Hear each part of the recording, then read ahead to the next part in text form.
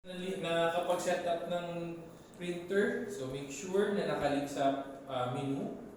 So meron din tayong tinatawag doon na privilege card. So ito po yung diniscuss ko nung Tuesday, na instead na magma-manual discount kayo, kasi sa manual discount, pati tax mo compute.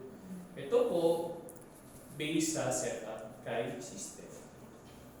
So, here, pagka na-create nyo po ng senior citizen discount, punta po tayo sa POS. Ipapaliwanag ko yung ano niya.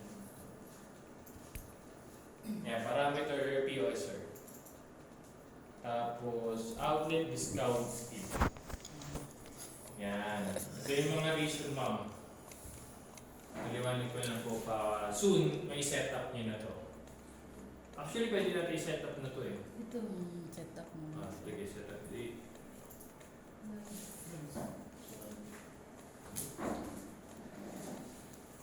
Para diretsyo na, sir. Para diretsyo na, Ay, sir. palagi pala. Sige.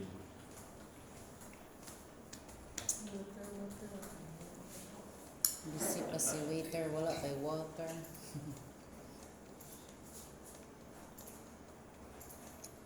Ito ma'am, i-activate lang natin yung validity.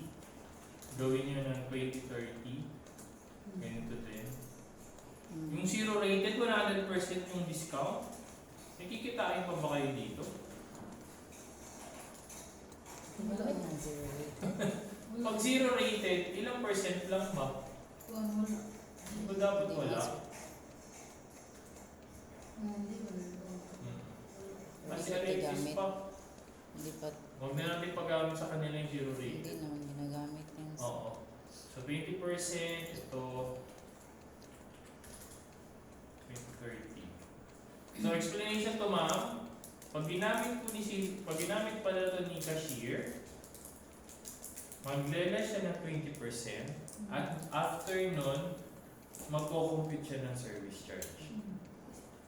Kaya i-over niya, di ba naka-inclusive? So hindi siya magko-compute ng VAT pagka nag-tax override. Yung PWD, ganun din, di ba? Pero dito,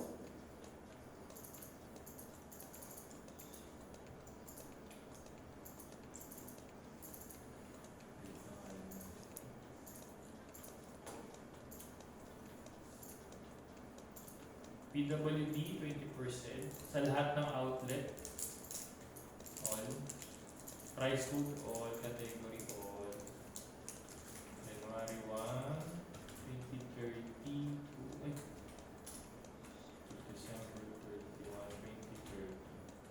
31, 2030. 20% din to, di ba?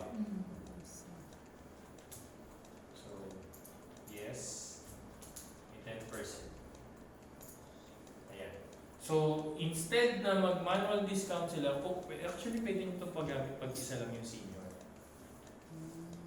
Pag-apply niya, Yung sharing, yung problema. yun lang sharing talaga. Kasi yung ginagawa doon talaga, i-split.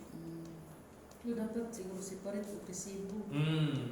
Pero yung advice kasi, sir, saka na pag after na or ilan lang yung order nila, sir ba? For example, tatlong dishes lang, tapos sila na yung share na sila. Try yung ano ma'am, pwede kong i-suggest.